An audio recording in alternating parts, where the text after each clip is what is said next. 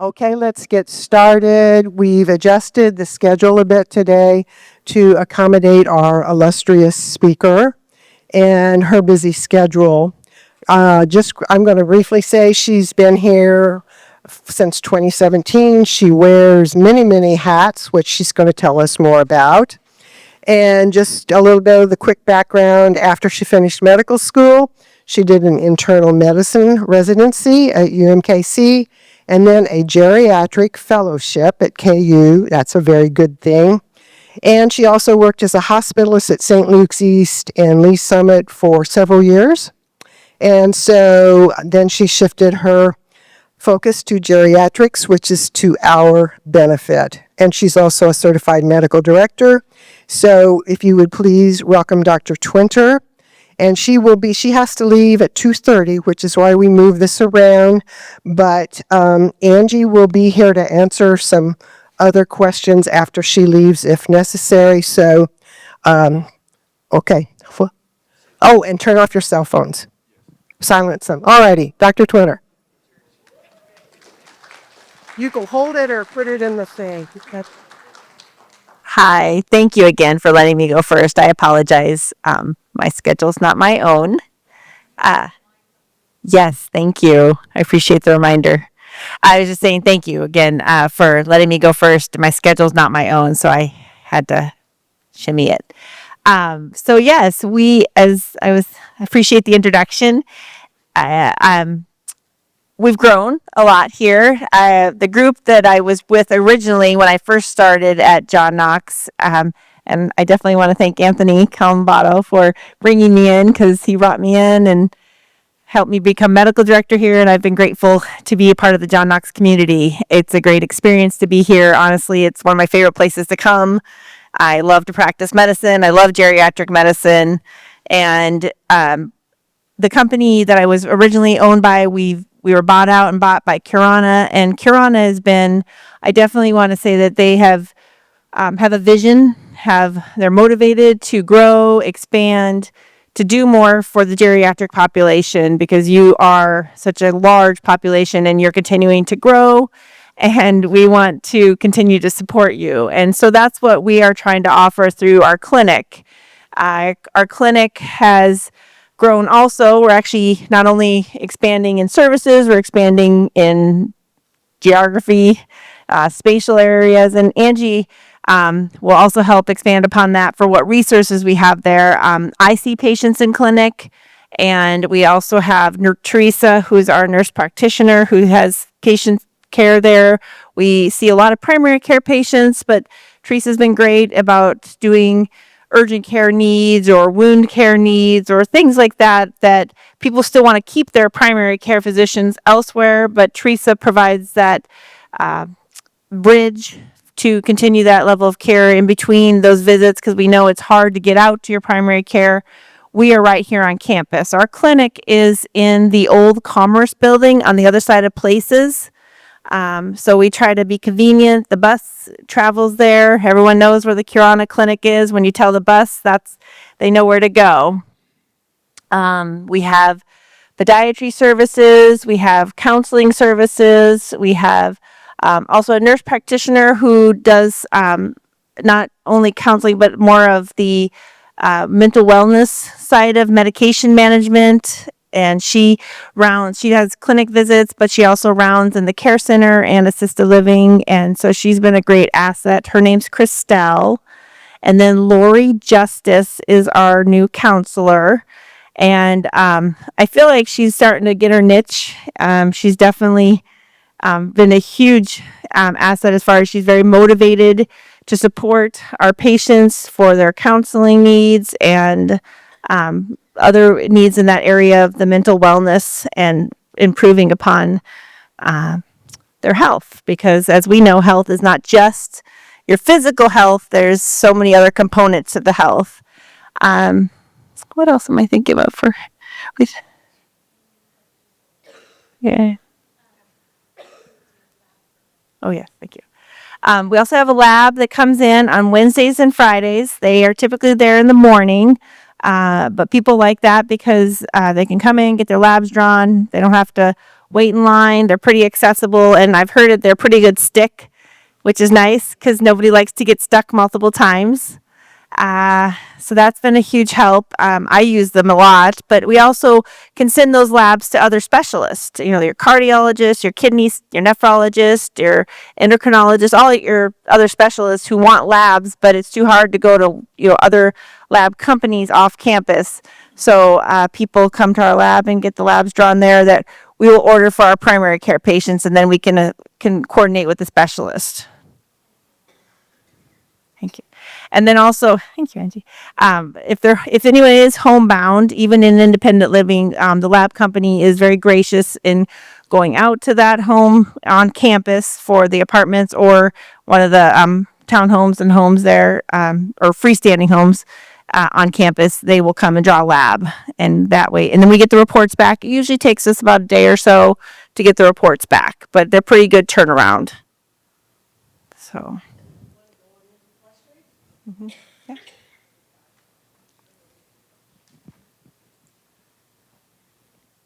Questions?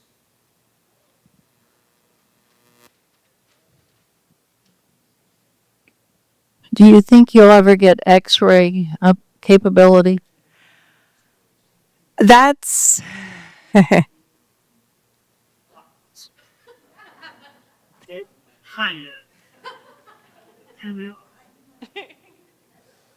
we do have a company that does come on campus and they do mobile X-rays. I don't know if we do them in the clinic at all, but we can do them. They do go. I believe they can go to people's homes. They're called Biotech X-rays. So they start at the care center. They do assisted living. So we do work with them, but we will not be getting in the X-ray business. So the mobile X-ray company that we work with, they go to the care center, they go to assisted living already, and they will come to someone's home and do an X-ray that we would order. And like Angie said, their main X-ray, so plain X-ray like, a broken bone or something concerning for like ankle, knee, hip, back, neck, arms, things like that. And then ultrasounds too. So if we are concerned about a blood clot, they'll do a venous Doppler to look for blood clots in the legs. But no, we're not going to start bringing in a big CT scan or MRI. Other questions? Are we still doing palliative care with Allie? So Allie Bramer is doing our palliative care services through Curana for our Curana primary care patients. So there is a discrepancy, and we apologize for that. That was a bit of a change in the policy, and maybe in the future, I think we've discussed it, but for right now, they are focusing on palliative care. But Allie does a wonderful service.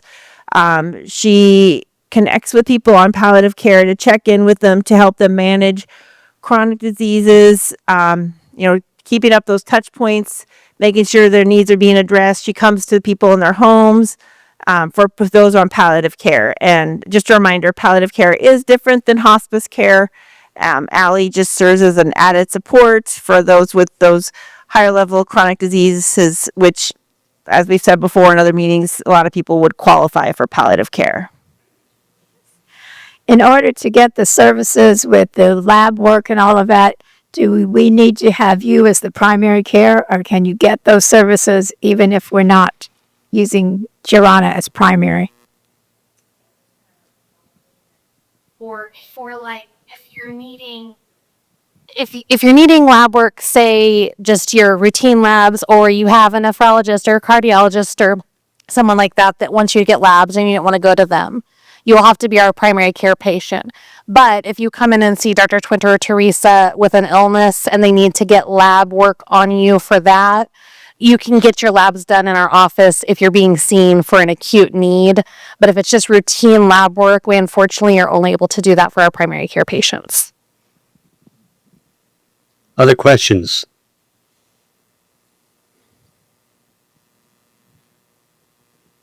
Yeah, I had one a little more general. Did you find that working several years as a hospitalist give you a good broad ability to do what you're doing now?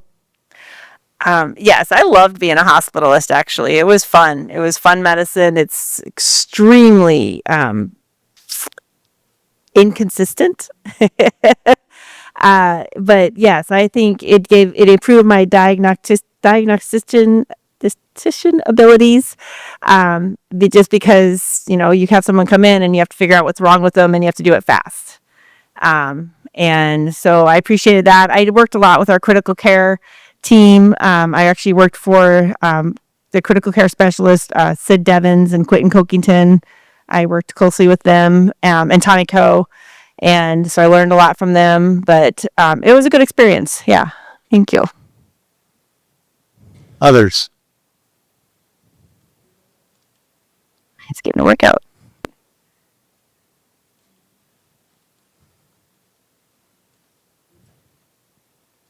Speak right in.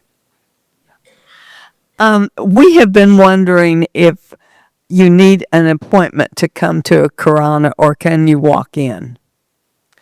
We encourage appointments. To get me, you have to have an appointment.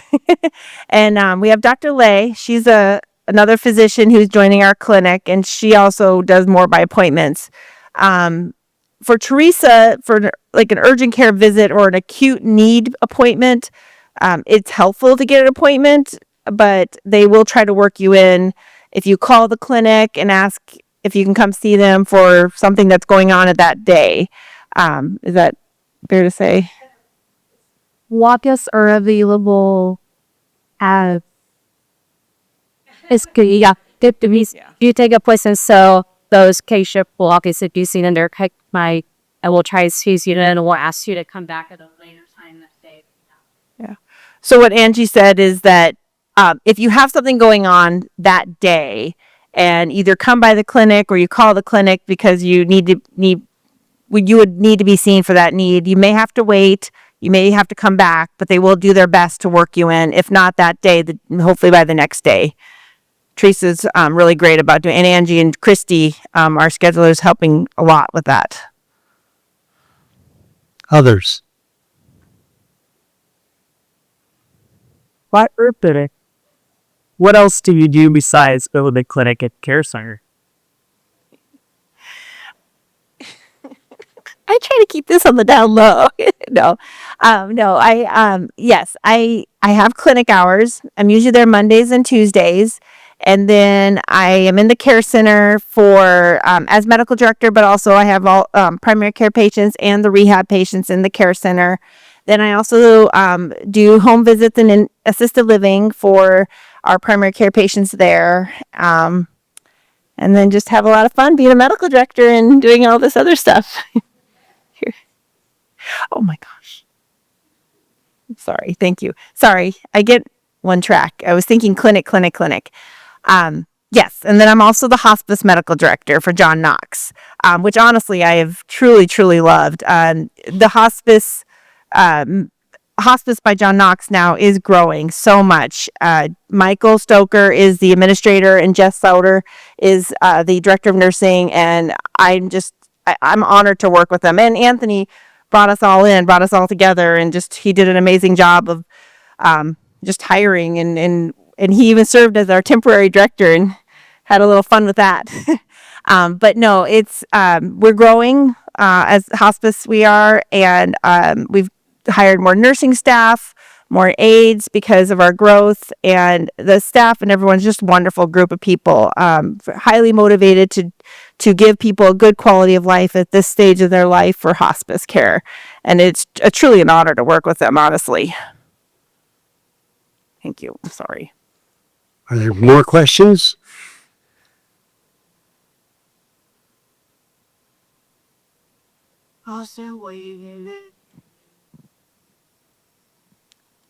We're not sure when we're moving into the new part. It's not in place of where we're at. It's in addition to. This year to get in next year, but construction is, you never knows, whether you're getting supplies, that kind of thing. That's kind of the.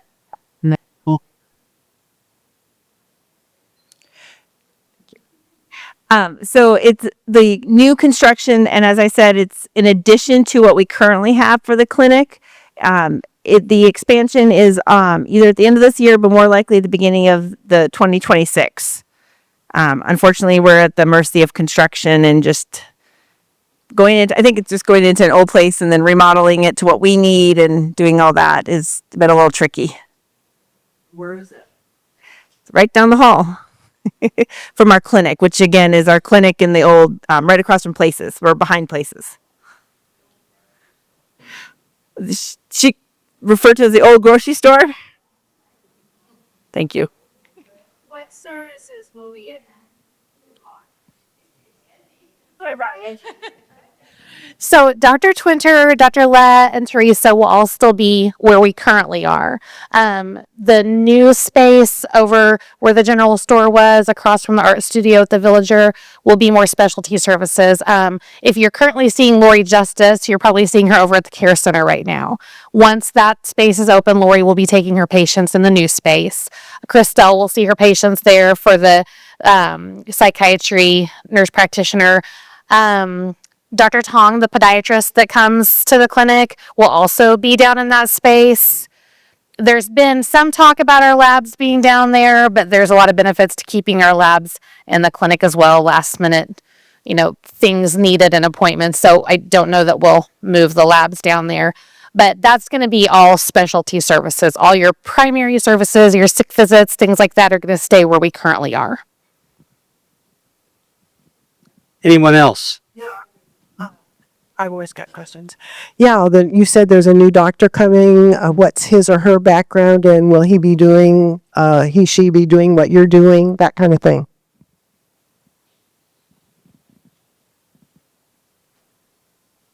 Have her whole bio. I'm gonna cheat. Sorry, I have met her. She's very sweet, very kind. Her name it's spelled Quychi, last name Le, and it's after Le. I always say it wrong. Dr. Weechi Le. Yeah. So she is out of Washington University for St. Louis, where as a bachelor's in psychology, and then she actually went to she came back to Kansas City for medical school and then completed her clinical years at KU, and she completed her medical school time in 2011, and then she did her family medicine residency at St. Louis University, or SLU as we call it in our house. Sorry. And then she was actually focusing on her family and volunteering and not working until more recently, and actually started practicing in 2016. So now she's come to our practice and started working with us. So she is family practice trained and a bit younger than me. And so she's really motivated. She's really been an asset, very excited about practicing geriatric medicine, and she's been a good addition. We have a question back here. It's always a benefit to explain again and again hospice, because a lot of people don't understand it, and also maybe a little bit more about your counseling services. Sure, thank you. So the counseling services, like I said, there's Lori Justice, who she actually is, she's had a lot of careers under her belt. She was a nurse, she actually was a lawyer, and I just feel like knowing that she comes from a very multifaceted background, and so I feel like she can she could really understands people better. I've seen her work already with people, and it's been really great. I'm really grateful for her, and her counseling is counseling. It's a support. It's that benefit there. And then Christelle does more of the medication management, balancing medications for mood stabilization or enhancing one's mental wellness for their health care. So that's the counseling. Does that help a little bit? Okay. Thank you. And then like Angie said, that Lori has current office hours in the care center just because of availability. She's also been making home visits to people in assisted living and in the care center for us. And then when we have our new construction done, she will be seeing independent living patients in the clinic. And could you say a word about hospice? Thank you. So hospice differentiates from palliative care. Palliative care is for those people who are still seeking more aggressive treatment for their care, more interventions, but for those people who have some level of chronic disease, and that could be anything from as complicated as congestive heart failure or lung disease or cancer of any type, and to something more not as recognized, such as severe, like arthritic diseases or chronic pain. But these are all conditions that affects one's quality of life and affects their health and their well-being and their mental health. And these conditions need someone to help coordinate that care, to help manage that care better, to have support, but also to understand what resources are out there. And that's what palliative care does. Whereas hospice is more of, it is a transition of mentality. I feel like it's where you have to be truly ready to understand and commit to the hospice philosophy of recognizing that your disease has progressed so much that it is more of an end of life care focus and a comfort care focus. With hospice, you do have a Medicare benefit to cover for hospice, and hospice will come to you wherever you are.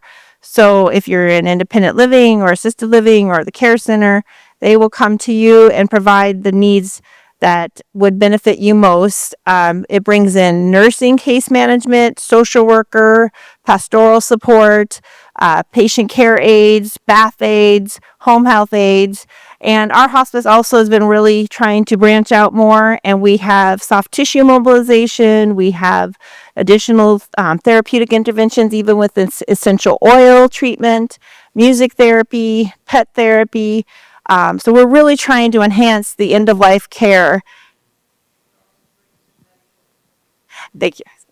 And then hospice, because it is a Medicare benefit, and this is another differentiating factor compared to palliative care, where hospice brings in medical care or medical supplies, such as something as simple as your Depends to something more significant as oxygen concentrators or hospital beds or bedside commodes or things like that, even catheter care. We have our nurses will do the wound care, and it's a whole collaborative team working together.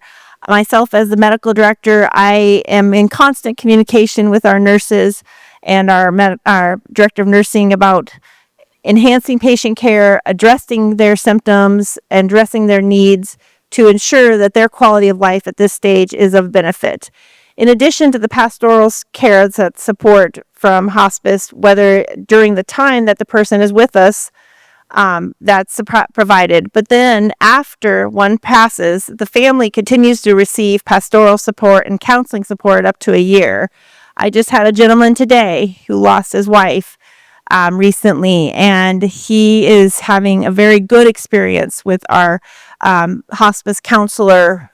Even though his wife has passed on, he's benefiting from her intervention and support he's getting because he continues to support and have that benefit from hospice at this stage. Does that? Got one right here. Hi, maybe this question is more for Anthony or Maria, but my understanding is that John Knox does not take Medicaid. That's what I was told when I came here. And then I heard, this may not be true, but like let's say someone buys in, okay, then they run out of money and they keep getting older and living, then Medicaid will kick in, or you folks ask for Medicaid then. I guess my point is this. My understanding is that John Knox is nonprofit. So if it's nonprofit, why don't you folks take Medicaid?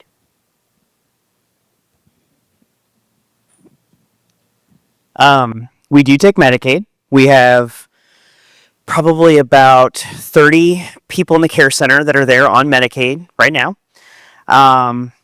We used to take a lot more, but as the state cut back on their funding for Medicaid for long-term care, we had to reduce the number of people that we served.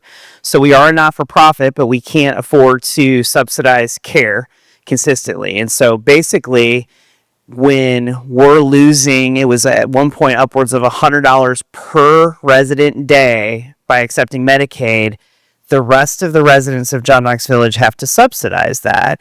And, so we have to kind of figure that out. So from a practical standpoint, we did reduce, but we do take Medicaid. We do have programs in place for contract holders if you do run out of funds. We have a benevolency fund that helps with that. That is 50% of that is funded by the village, and then the other half is funded by the foundation. So we do have programs in place to try to help people as they run out of resources. We've also aggressively worked with the state in the past on improving their reimbursement so that it is adequate. And again, not just for us, but there are communities, particularly in rural areas, that depend on Medicaid funding, and we don't want to see those communities close. So we do take Medicaid, and I'm happy to talk to you a little bit more afterwards if that's okay.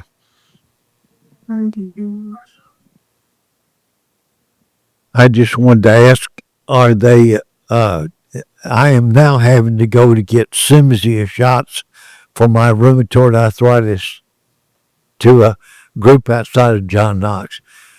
Will I be able to get those Cimzia shots here now?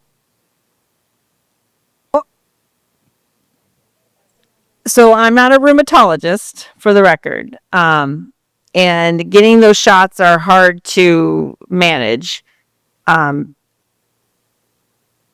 It's a tricky one. I wish I could say yes or no definitively.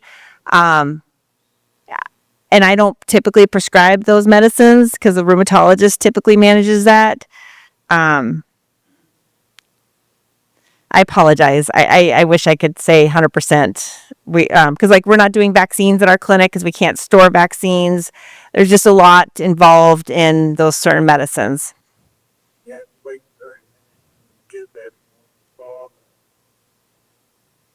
I know. I'm really sorry, but I think it's good that you're doing them.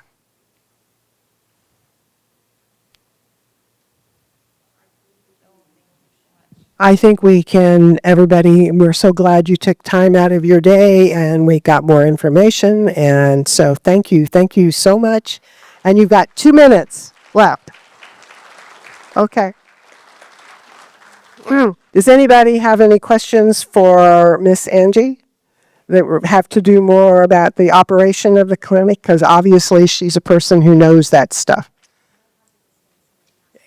Yeah. And my specialist and my pharmacy both are members of this MyChart thing. They're a common place to keep all medical records. Is there any plans for Curano to be part of the MyChart neighborhood? As of right now, we are not part of MyChart. We do have a patient portal for our patients that they can enroll in and get in and see their lab results, their chart notes, things like that. But MyChart and then what St. Luke's does with theirs, we're not part of those. We have our own patient portal. As for being part of that at a later date, I'm not sure what Curano's plans are on that. It would definitely be convenient, that's for sure. But as of right now, you can view those things through our patient portal that we have, that if you're a patient, we can sign you up for. You can't see the specialist notes that are in the MyChart. We can't. I mean, I've got KU, St. Luke's, CVS. They are all part of that, and they can share notes back and forth, so you can see essentially my records also. As of right now, no, we can't access it unless you access it for us and give us you can print them off, and we can also coordinate with your specialist just to get those records sent to us. But as for us being able to access those portals, as of right now, we cannot. Other questions? Yeah, I have a question related to that. So when you refer somebody out for a specialty, which like my brother had 3 different specialists that he was referred to, they do send their records to you, right? Do you get them electronically or paper, or how does that work? Most of the time they're faxed electronically because that's with HIPAA rules and it's just HIPAA compliant to fax. Sometimes we can get some things through email, but most of it's through fax. But yes, we can request those records. And if you're a patient, you don't have to get rid of a specialist you like. If you come to us, you will work with any specialist. We don't have a certain hospital or doctor's group that we work with. So if you decide to switch to us for primary, we're not going to say, well, you can't see that neurologist or that nephrologist. You can see whoever you want. We'll work with whoever.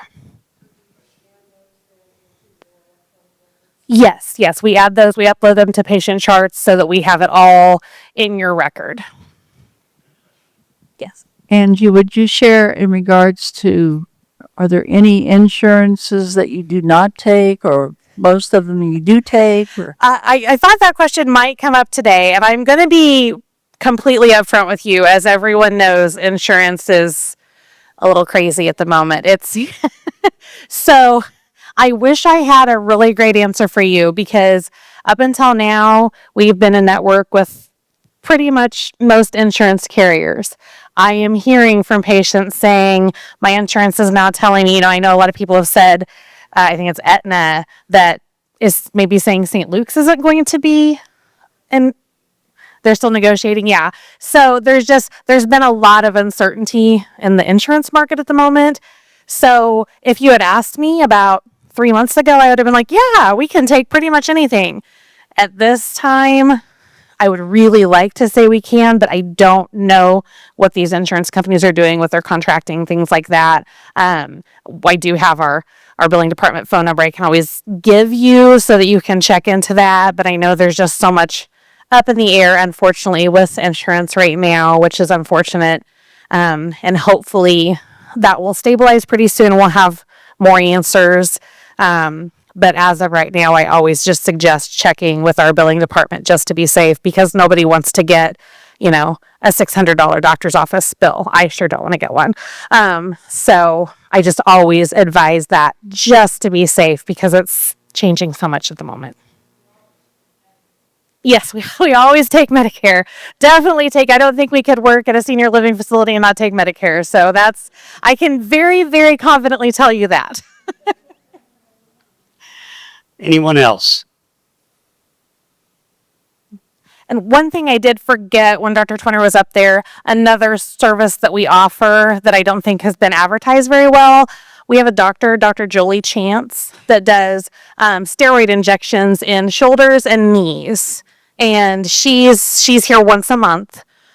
So and right now she's not coming back till January, just because we haven't had much interest yet, so she hasn't had appointments, but she will definitely be here once a month if we get more people of interest in that. The only qualifier to that is she cannot do these injections in an artificial joint. So if you have a shoulder replacement or a knee replacement, you can't get the shot in that joint. But otherwise, that's another service we offer.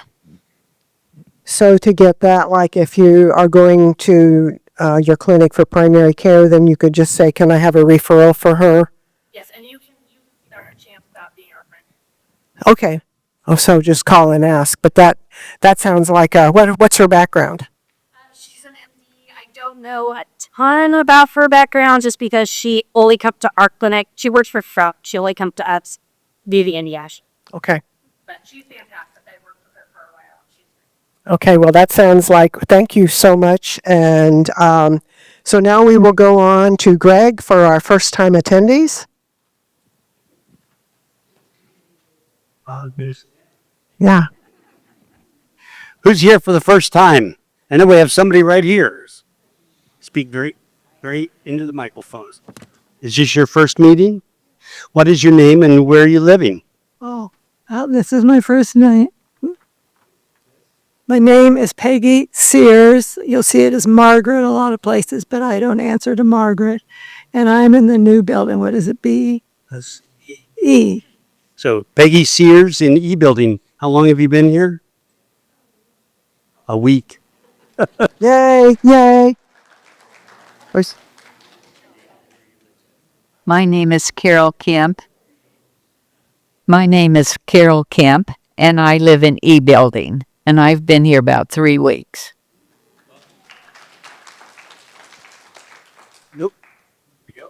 My name is Paula Lee. I'm in the E building. I've been here for 2 weeks. I'm Jan Pikes, and I live in E, and I've been here about a month. We've kind of stacked this for the E building. We'll explain that later. Who else? Here. We're Richard and Peggy Wiesman, and we moved into E building September 11th.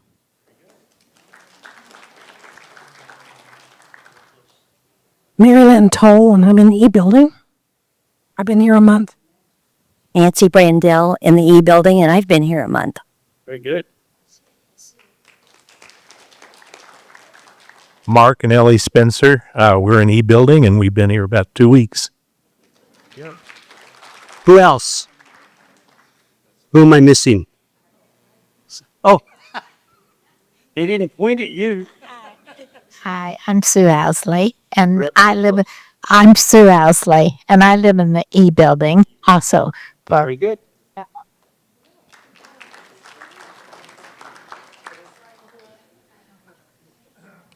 Hi, I'm Linda, and I live in the E building, and I've been here about 2.5 weeks.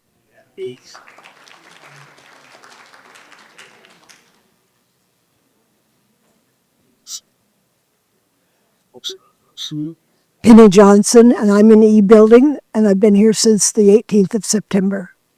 And Annie Johnson. Who else is their first meeting? There's one. I'm Phyllis Muckey, and I moved in building E on September 15th, and I love it. Very good. First meeting? There you go. Hold her first. I'm Barbara Clark, and I'm here for the first meeting, and I've been here since September 16th. Good. Who else is their first meeting? Thank you. My name is Marilee Jansen, and I've been in E building since September the 9th. Who else? Well, welcome all, and we hope you'll bring some more neighbors next time. And so we will move right along. Anthony, words from Anthony, our president. All right. Good afternoon. I was pleasantly surprised with how many people showed up today, but it's all of E building came, so that's really good. Well, a lot. That's good. Thank you, Lita. I just had a couple of things really quickly because I know we're running late on time. First, to piggyback on the insurance question, I serve on the Lee Summit Medical Center Board of Directors, and got brought up today that it is a really good idea as you enter open enrollment to go back and check and make sure that all of your care providers are still in network with the insurance that you are enrolled in. Because there have been a lot of changes and you don't want to get hit with the surprise that you continue the same managed care plan and now your primary care physician is no longer in network. So I would just encourage you all to do that. Another word of encouragement. Last week, I was the recipient of a scam phone call on my cell phone. My wife and I bank at Mazuma Credit Union, and on the call, it said Mazuma Credit Union. I looked at the number, and it was the exact same number of the bank, okay, so the one that I'm used to tell me that it had some fraudulent charges on our account, and so asked me if we wanted to close down our card. I said absolutely. Then he asked me for the 3-digit code on the back of my card, and so that was my red flag. But they're getting more and more sophisticated. So especially with the holidays coming up, just if you all are getting these phone calls, and when I called back, I called our bank because as soon as I heard that, I hung up, and they said this is happening more and more, and that your bank will never ask you for any information on your card or your bank account or anything like that. So if you get a phone call, even if the number's legitimate, even if the caller ID is legitimate, if they start asking personal information, hang up the phone, okay? And I did see in the voice today that on the 24th, the Lee Summit police officer is going to be here to go into even more detail. So wanted to tell you that. And then lastly, I was at a meeting today, and Lee Summit Municipal Airport, which is now Kansas City Lee Summit Regional Airport, is getting ready to open their new hangar, and in that hangar is going to be an area where people can go and watch planes take off and land. So if you're an aviation enthusiast or you want to bring your kids or your grandkids, it's supposed to be a really neat area. It is open to the public. So just wanted to share that. I talk for those that are from eBuilding, I talk often about the growth of Lee Summit and how important that is to a community like John Knox Village. So we're getting ready to open Hangar 2. They have conceptual plans to add 10 more hangars over the next few years. We are really starting to grow as a community. So that's my my spiel. Thank you. And here comes Maria. Hi, everybody. For you e-building people, I'm Maria Timberlake. I'm the Vice President of Senior Living. I have a few announcements today. First of all, thank you all for filling out your resident survey. Everybody here filled out their survey, right? Okay. So they do not cut off the compilation until the end of the day, Wednesday. So we have a couple more days, but I thought since I was here, I would tell you where we're at today. So as a reminder, in 2023, we had 691 residents respond. 690.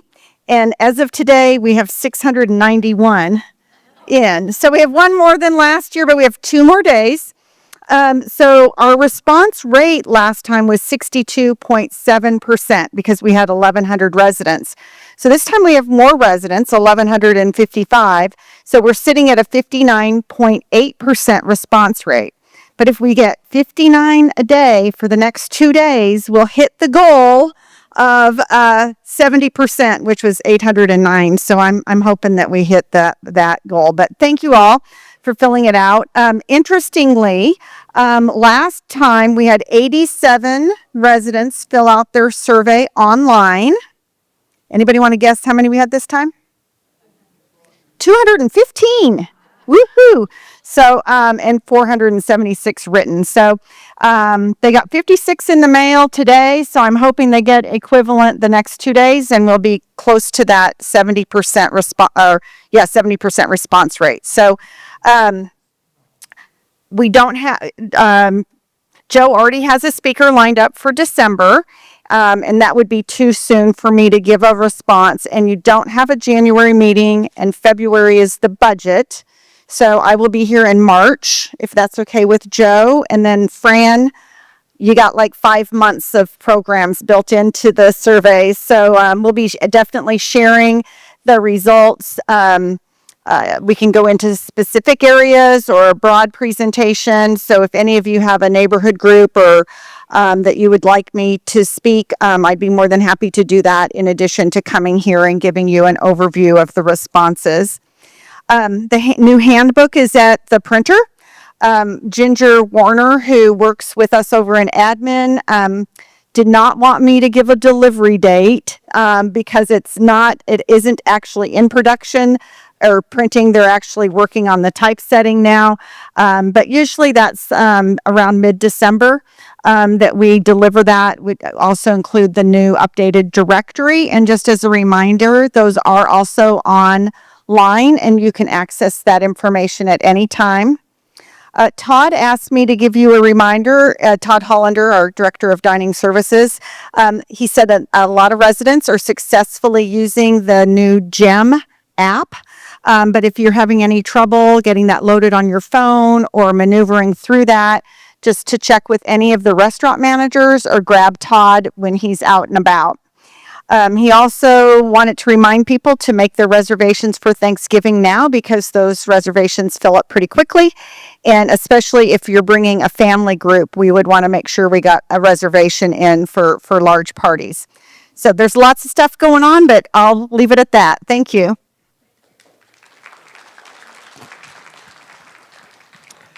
Thank you, Maria. Now we're going to run through our committee reports, and we'll start off with finance. And Jay?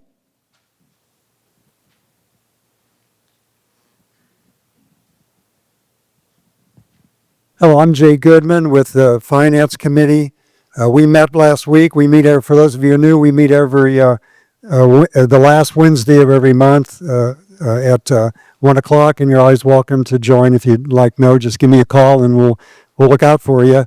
At the last meeting, Steve Segerman, who's the Chief Financial Officer here at John Knox, reviewed the financials for the month of September and year to date. And Eric Scott, who's Director of Operations and Development here, gave us an update on utility usage and costs to John Knox. Now, September was a solid month for John Knox financially. The operating revenue was above budget. Operating expenses notably were about 6.7% below budget. And the operating margin was 15.4%. That's the second highest operating margin of the fiscal year. Now, September is the sixth month of the fiscal year, so we're halfway through our financial reporting. Thus far, year to date, operating revenue is about 2% above budget. Operating expenses are about 2.5% below budget. And our year-to-date operating margin is 12.7%. That's a strong operating margin. It compares favorably to budget. And last year, for those of you who knew, others have heard this so often, but we ended our last fiscal year, which ends in March, and the operating margin was 10.8%. Right now, as I indicated, we're at 12.7%, and every year we've been seeing a nice increase in the operating margin. John Knox has 5 business units here. That's senior living, assisted living, the care center, emergency medical services, and a business unit entitled Home and Community Services. It comprises 3 departments: hospice, home health care, and outpatient therapy. And so far this year to date, all 5 of those business units are running with a positive operating margin. That means all 5 of them are generating more revenue than they are expense. Their operating margins, again, all 5 are above budget, and all 5 are above this time last year. So it's been very solid. Yeah, a good month. And I'll tell you, for the sake of time, I think I'll stop at that point, other than to say that in terms of utilities, that was a fascinating conversation. I told somebody else I never knew sewers and natural gas would be that interesting, but it really was. You're invited. We'll give you a replay of it if you'd ever like. But typically in a life plan community, about 5 to 8% of utilities represents about 5 to 8% of expenses. Here at John Knox, we're a little below that, which is good news. We're at about 4.5%. And surprisingly to me, the utilities this year, not surprising, they're running below budget. They really do a very good job here of managing utilities and making those expenses predictable. And when we get time, we can talk more about that at another point. But we're also running in utilities 6.5% below last year. And I would not have expected that. So that's good news. Our next Finance Committee meeting will be November 20th. That's the Thursday before Thanksgiving. It's at 2 o'clock in the Missouri Room over by the Lakeside Restaurant. And for those of you who are new, every quarter we do something, as you would expect, called the Quarterly Finance Presentation. And that's the Chief Financial Officer presents that. It's about an hour or more, and he goes into more detail than we can on the financial standing of John Knox and its activities. And the next one of those will be if you put on your calendar in advance, it'll be Thursday, December 4th at 1 o'clock in this room. Thank you. Yeah, we go. That there. Oh, easy to on.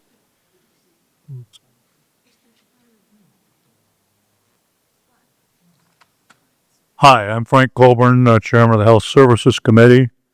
We met in the boardroom on October the 8th, and our program consisted of a panel of John Knox managers from the various entities we oversee in health services. We were interested in the procedures and requirements for entry and continued residence in these. You've heard a lot about it already, and I'll just briefly go over some of the things. Jessica Sider represented the hospice services. They are available to both residents and non-residents and provided wherever and whenever are needed. The individual needs to have a 6-month or less life determination and not seeking additional aggressive treatment. Rosalind Chalala provides the psychosocial services for hospice. May include music, aromatherapy, pet therapy, and bereavement therapy. A bereavement meal is also sent to families after the passing of a loved one.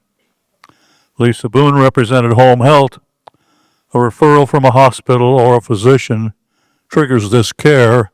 It's for homebound individuals, including PT, OT, speech therapy, and the newly provided vestibular and lymphoedema therapies. Home health is normally a 1 to 2 month process. Victoria Chateau represented outpatient therapy.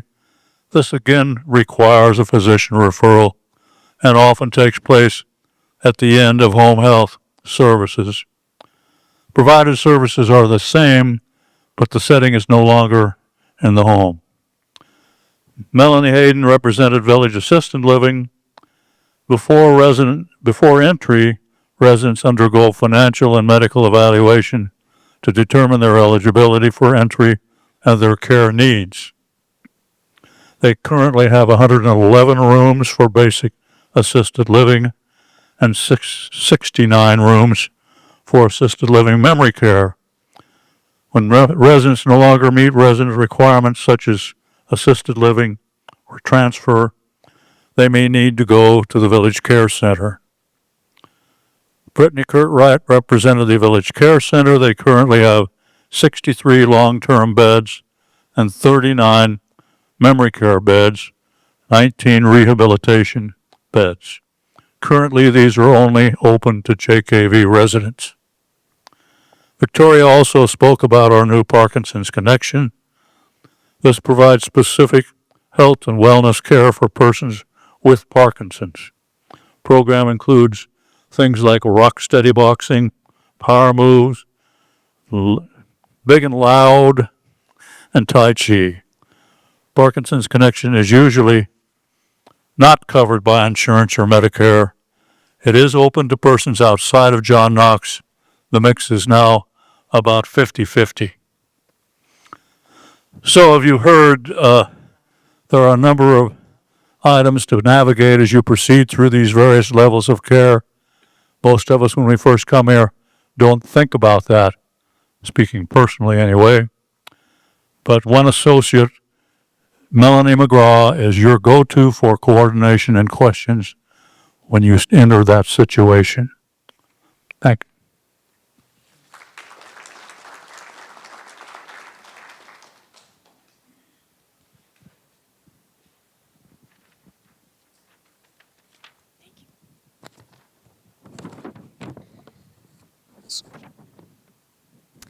I'm Fran Baker, Chair of the Resident Services Committee. And you probably could tell from the other committees in hearing their names, what their area of focus is, finance, nominating, and so on. So that's their area of focus. Resident Service Committee, we hear about everything. It is a great committee to be on to learn about what's really going on at John Knox. Our last meeting was October 13th. The quarterly IT update was given by Steve Segerman, CFO, and Scott O'Brien from the IT department. These items were mentioned. The point of sale program, allowing access for checking your balance, is in operation. The mobile app has not yet been approved by Apple or Android. There was a kickoff meeting regarding Work Hub. This is the software program to be used for work orders in maintenance and housekeeping. Significant setup work is involved. The program will not be available for our use until well into 2026. Parasol Alliance will soon submit a report on the IT assessment conducted earlier. This report will be used to guide the village in future IT strategies. Also, Link Age Technology Survey was sent out in August. We are waiting to hear results from that. And Scott mentioned that Everfast is having some issues with equipment, especially in the newer buildings, but they're working through that. Our program was presented by Maria Timberlake, Vice President of Senior Living. She was talking about the changes and updates required by our insurance program. John Knox is a part of a group of planned communities that created their own insurance company. This happened more than 20 years ago. Currently, 800 communities in 40 states participate in this group. The company has a strong risk management program. In the past, most of the emphasis was placed on long-term care facilities. Now the focus has been extended to include assisted living and independent living. Some of the following areas that were addressed. We need to have compliance with fair housing and ADA requirements. Written and defined services need to be updated annually. There should be clarity of residence agreements.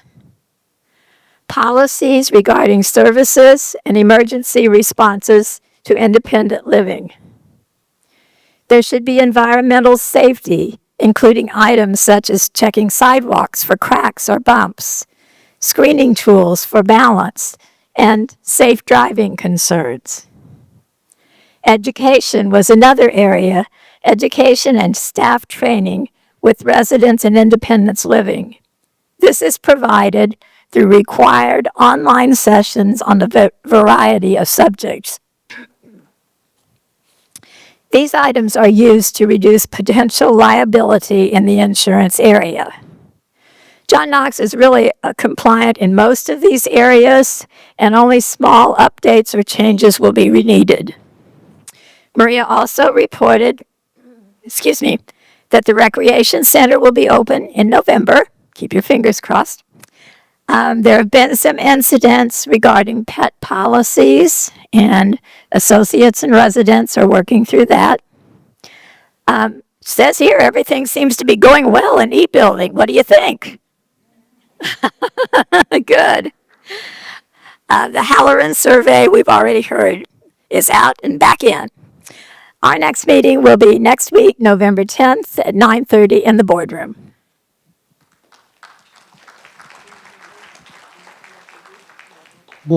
Bill? Thank you. I'm Sue Rusko from the nominating committee. At the October resident council meeting, we announced the beginning of a search for a John Knox Village resident member of the board of directors. For those of you new to the village, this is a 9-member board, and 3 of the members reside in the village as your neighbors.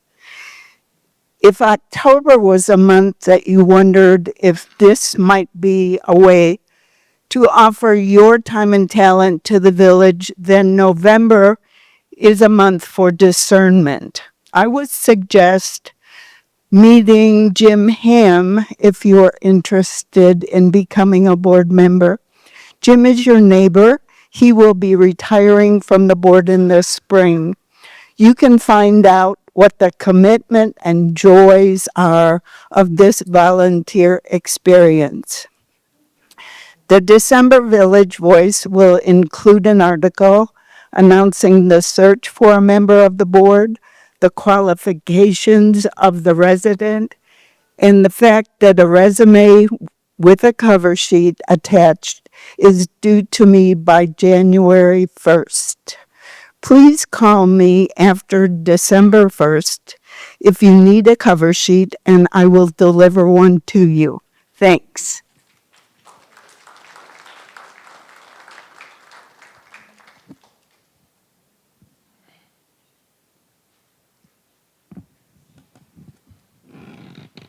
Thank you all for coming today, and thank the people from E-Building. I think I have half of the people here that I interviewed, so thank you. They are a awesome group of people. I am Lita Blevins. I am the chairman of the Sales and Marketing Committee. We were lucky at our meeting in October to not only have Karen from our sales, but also she brought AgePop, which is our marketing consultant firm that we use. They look at 3 areas: digital marketing, reviews, and Connect TV. Digital marketing, for example, the search engine would be Google. We might be looking for Lee Summit, which would be a keyword. We would bid to use that keyword. And we are bidding against 50 plus other resident living, senior living people, areas in the area. If we are successful, we might also pay $10 for the, you click on John Knox and you fill out our form, and that might cost us $100 if it gets us a lead, and that is upfront, time-sensitive information, and they review it constantly during the day, so it is to our benefit. And as you all know, everything is going to the internet, so it's important for us to change our marketing on the internet so that we get those keywords in there and we get to the top of the list and not the bottom, so that they can find John Knox. Reviews. 84% of the people check reviews. Our star rating right now is 3.4. It ought to be 4.1. So people in e-building, if you've had a great experience, and I pray that you have, please go in and do a review. It does help us in the rating, but it puts us up there so that other people can come and enjoy what we have to offer. Connect TV, that is streaming TV, and it is here. We use Hula. We would place an ad, usually 30 seconds, on a show that most people 65 and up would watch. And that's a targeted market. So we are in the internet phase. So there we go. February, I'm way ahead of myself. I want this year to be over with. September leads for advertising. Our goal was 135. The actual was 150. The referrals, our goal was 25. The actual was 15. Deposits, the entry fee goal was 6. The actual was 5. Lease, our goal was 9. The actual was 7. Move-ins, entry fee goal was 8. Actual was 4. The lease, the goal was 7. The actual was 8. Our occupancy goal was 882. In independent living, we have 884. Villa, phase 11. 5 units are sold. They are moving in. Phase 12, 7 are sold. They should be moving in. Phase 13, we have 7 units that we're going to build. And if you drive around campus, you can see where we have torn down old units. E-building, 51 units? 52? Okay, we have 51 sold. There was some medical issues with some people. At one time, we had 52 totally sold. We have a waiting list, so that should come in shortly. And again, thank you all for coming.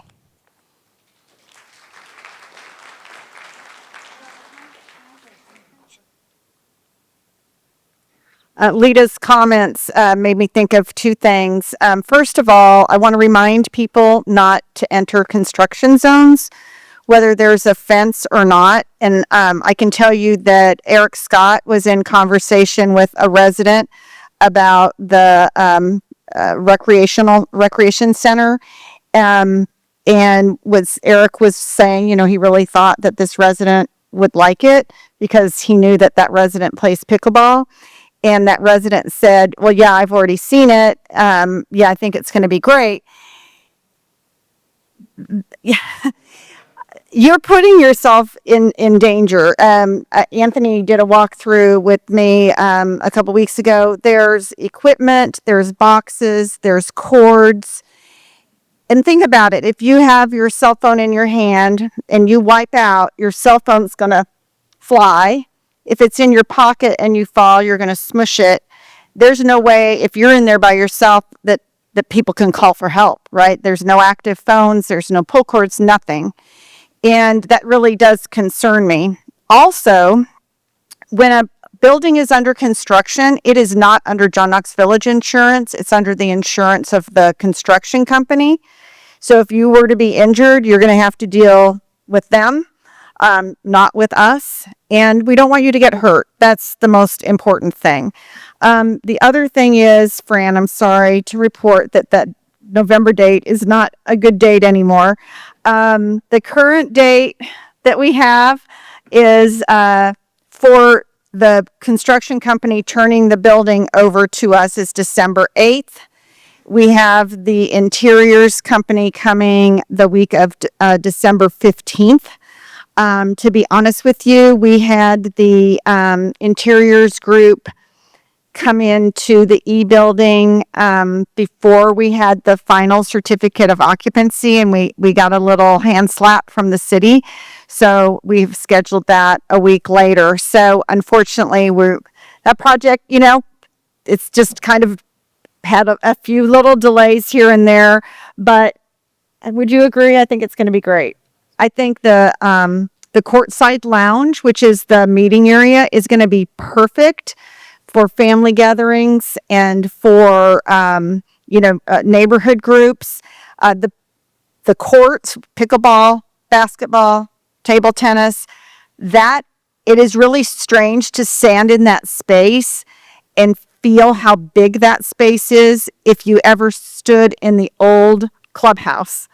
Because that old clubhouse, it was choppy space and it felt very closed, right? And when you're in that, it's like, how did we get this big of a building on the same site and double the amount of parking?